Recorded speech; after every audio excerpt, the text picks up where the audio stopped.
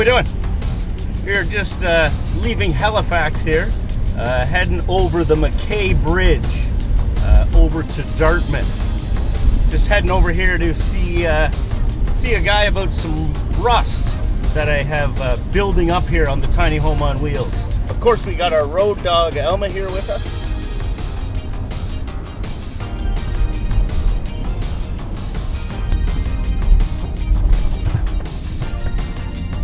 Got the famous candy cane smokestacks up there. Hello, sir. Hello. How are we doing today? Fine. Excellent. You call me for the Savannah? We sand it and the grinding Yeah. and get rid of the rest.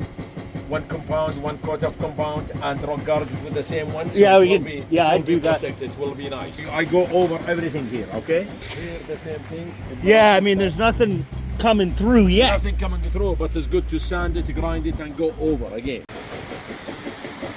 Here, yeah, at the bottom here. Yeah. Especially with the door. Yeah. How's the door jam? The door jam is okay? You see this, the start is starting, rusting here? Start rusting, so we grind it, we do that, everything here. The door is okay here? Super nice guy. I'm gonna try to get myself out of here. Might not be easy.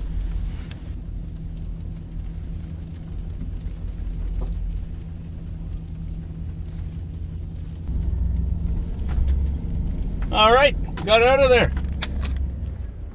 Right on, Alma, we made it, buddy. All right, well, we just went to see Sammy there at the auto body shop, and he was recommended to me by a woman I work with. Said he did a great job. So let me show you what we were looking at. So, I mean, that is brutal all along there.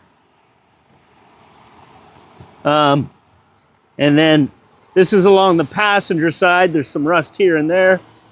So what I'm looking at here is getting all of this done. We got some rust. I was told this is going to have to come right out and a new piece of steel put in. Maybe the same along here. The other side didn't look too bad, but he would definitely grind it all down and get it all taken care of and see if anything else needed to be replaced. We talked about under the wheel wells here. That too is on all four tires, or all four wheel wells, so you get those done. A little bit of rust.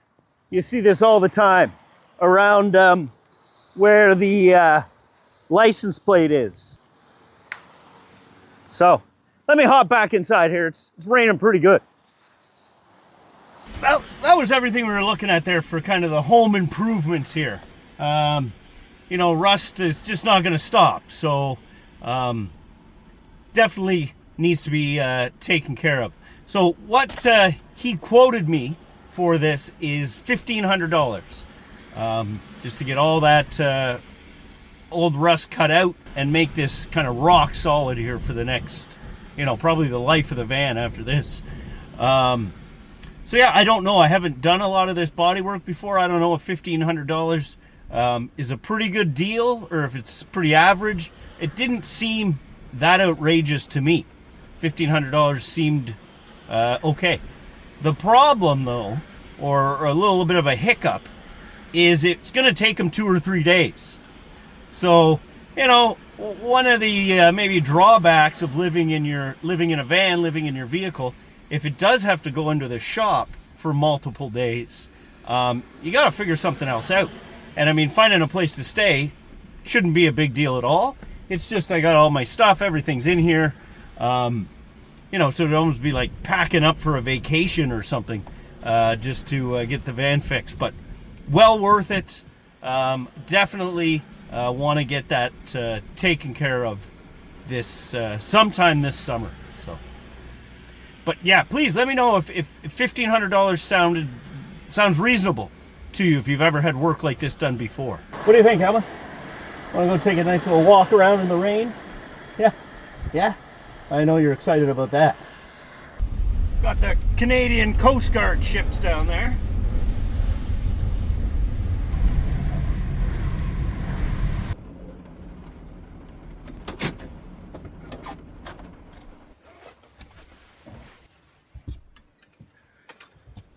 one thing I want to take care of here before we head out into the pouring rain. Picked up this chicken and some of this Montego Bay jerk chicken sauce. So we're just going to get these marinating here for a bit before we get dinner going. This is not for you.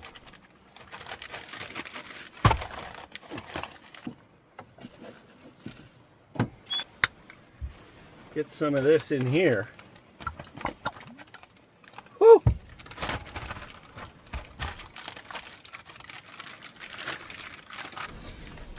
Beautiful.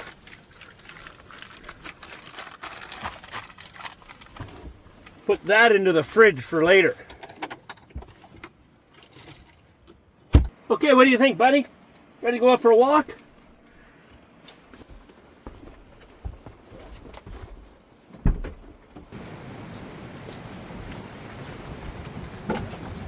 Come on, bud.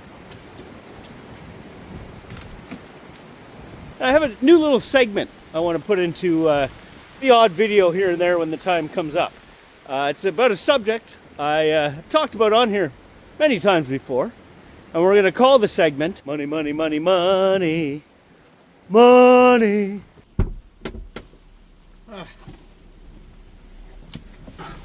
Just soaked. I was trying to dry herself off there, I think. It is raining out there, not snowing. I don't think it's going to snow again here. We're into about the third week of May. So I think it's safe to say I'm done with filling my diesel tank for my heater in here. I have the Espar D2 Airtronic, and this winter, over the last 7 months, from about the middle of October, I put $649, $650 in the diesel heater to keep us nice and toasty warm in here. We had a pretty cool winter, but like always out here on the coast, we do get some warmer spells where I don't use the heater a lot. But that averaged out to about $3.10 a day over the last 7 months to have heat in here. So just to give you a rough ballpark, if you're looking at that or you want to compare notes, that's what it's been costing me, or that's what it cost me this winter, essentially $650 to keep that diesel tank running and keep us nice and warm.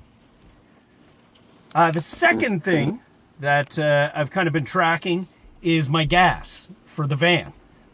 And this past month, I got up well over 500. I think it was about $570. Gas has gone up a bit.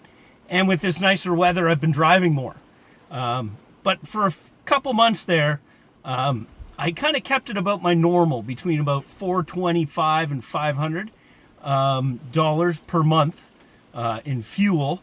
A couple months there of just really not driving far, parking close to work, not driving much on my days off.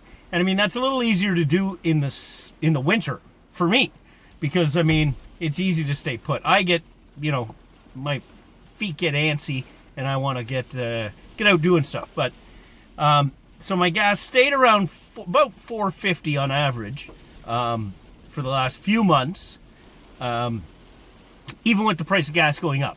That's the nice thing about living in a vehicle or a van. You can kind of control that cost by not driving as much. A few other things I was trying to track.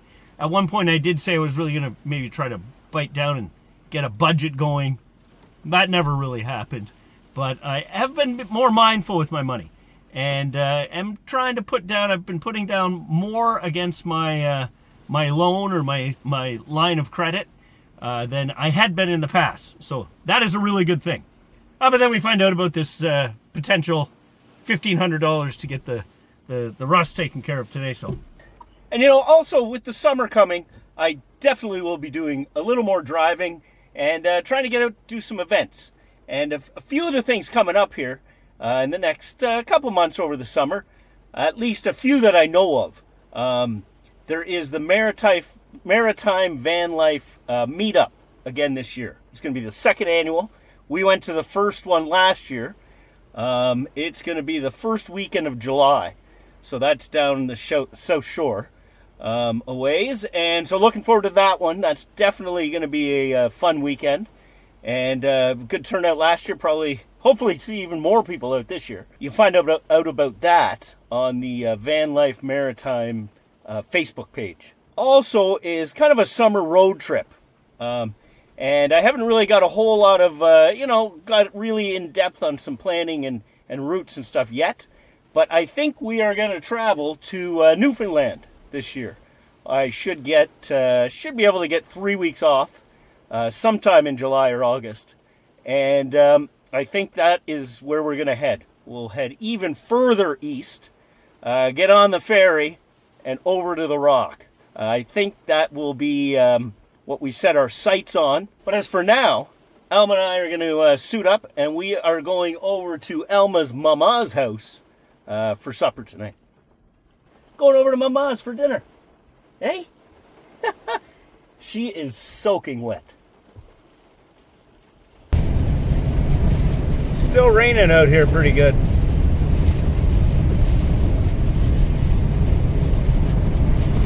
Okay, come on, Alma. Come on, buddy. I know it's raining. Come on. All right. We are going to go make a delicious dinner.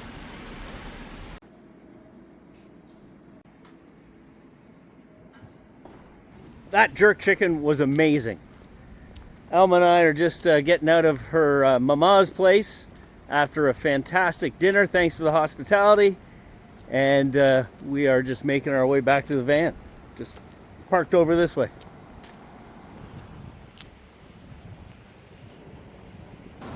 That turned into kind of a nice evening. But here we go. Alma knows. Home sweet home. All right, well, we're tucked back into the van here. And one thing I wanted to do just before I shut it down for the evening was to make this homemade tick remedy. The other day I ordered a bottle of lemon eucalyptus oil. I was at the store today and picked up some witch hazel, which I've never bought before. We need some apple cider vinegar. I got this spray bottle of Grand Fir Forest Mist that my sister gave me from Vancouver Island Soap Company. And it is fantastic. I have another bottle of it here, but this one ran out a little bit ago. I've kept the bottle just in case, and now it's coming in handy. So what this recipe calls for is 1/3 of a cup of apple cider vinegar, 30 to 40 drops of the lemon eucalyptus oil. So I don't know what 6, 7, 8, 9, 10. I don't know how you count out 40 drops. And we're going to put in some witch oil, and they say that helps with skin irritation, but it also helps it stick to clothing and material. So put a little bit of this in there, maybe half this little bottle. I'll put the whole bottle in. So we put in 100 ml, and then I'm just going to top this up with water. And there we go.